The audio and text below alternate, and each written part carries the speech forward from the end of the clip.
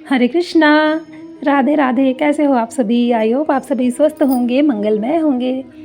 तो आज मैं लेकर आई हूँ आपके लिए फिर से एक सीख देने वाली बहुत अच्छी कहानी, और इस कहानी के माध्यम से आप सभी का विश्वास श्री कृष्ण पर अटूट हो जाएगा। देखिए, जब हम ईश्वर पर विश्वास करते हैं तो कहीं ना कहीं हमारी कुछ ना कुछ परीक्षा ज़रूर होती है, और यही वो समय होता है जब हम ईश्वर की कसौटी पर खरे उतर सकते हैं।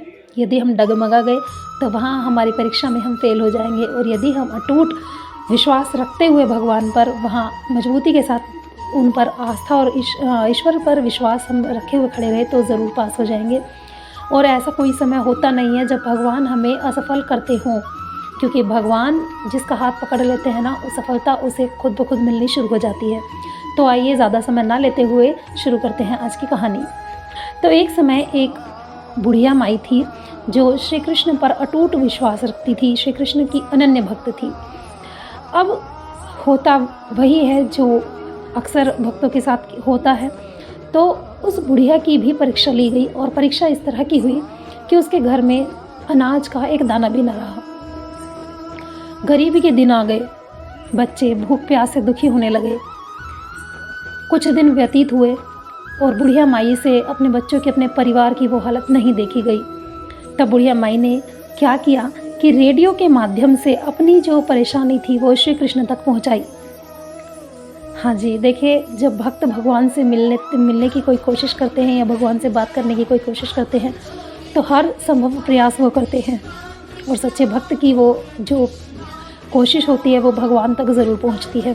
तो ऐसा ही हुआ। जब बुढ़िया माई ने रेडियो पर अपनी व्यथा प्रसारित करवा दी तो उस प्रसारण को किसी घमंडी उद्योगपति ने सुना, और वो उद्योगपति बड़ा ही नास्तिक था, भगवान में विश्वास नहीं करता था और अहंकार से भरा हुआ था। तब उस अहंकारी व्यापारी ने सोचा कि क्यों ना इस बुढ़िया के साथ एक ऐसा मजाक किया जाए कि इसका विश्वास इसके प्रभु से हट जाए। तो जो व्यापारी था उसने अपने सेक्रेटरी से बोला कि इस बुढ़िया माई के यहाँ पर पेट भर भोजन पहुँचाओ, ढेर सारा भोजन पहुँचाओ, साथ ही महीने भर का राशन भी देकर आओ। और जब ये बुढ़िया ये पूछे कि ये किसने भेजा है तो बोल देना कि शैतान ने भेजा है। सेक्रेटरी ऐसा ही करता है, और सेक्रेटरी ढेर सारे खाने और राशन के साथ बुढ़िया माई के घर पहुंचता है। अब बुढ़िया माई को जब उसने भोजन दिया और राशन दिया तो वो सोचता है कि अब बुढ़िया माई मुझसे पूछेगी तो मैं बोलूँगा शैतान ने दिया है।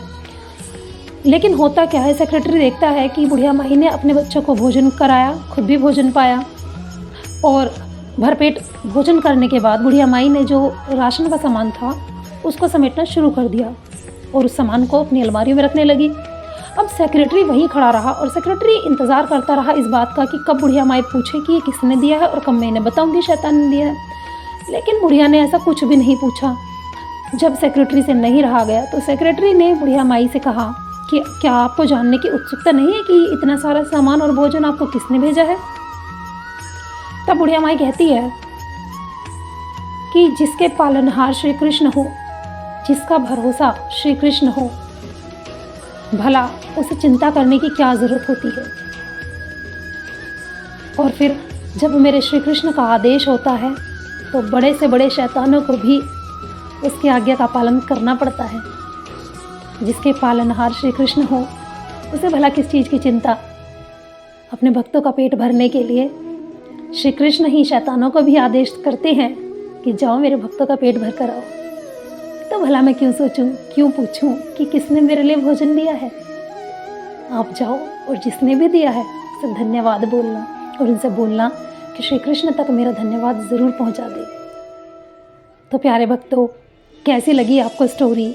और इस स्टोरी से, इस कहानी के माध्यम से हम समझ ही गए हैं हम सभी कि हमें कैसी भी परिस्थिति क्यों ना आ जाए, अपने प्रभु पर, अपने कृष्ण पर विश्वास बनाए रखना होगा। हमारी परीक्षा होगी, बार बार ली जाएगी, लेकिन प्रभु पर विश्वास रखते हुए हम उस परीक्षा में खरे उतरते चले जाएंगे। यही एक समय होता है जब प्रभु परखते हैं कि क्या ये मुझ तक आने लायक है। अपने भक्तों की परीक्षा प्रभु के लिए भी बहुत कठिन होती है और प्रभु हर हाल में सोचते हैं कि मेरा भक्त पास हो जाए। तो प्यारे भक्तों, अगर आपको कहानी अच्छी लगी है, अगर आपको बात अच्छी लगी है, तो प्लीज़ वीडियो को लाइक कर दीजिएगा, चैनल को सब्सक्राइब कर दीजिएगा। अगली वीडियो में मिलेंगे नई कहानी के साथ, एक नई सीख के साथ। तब तक के लिए हरे कृष्णा, राधे राधे।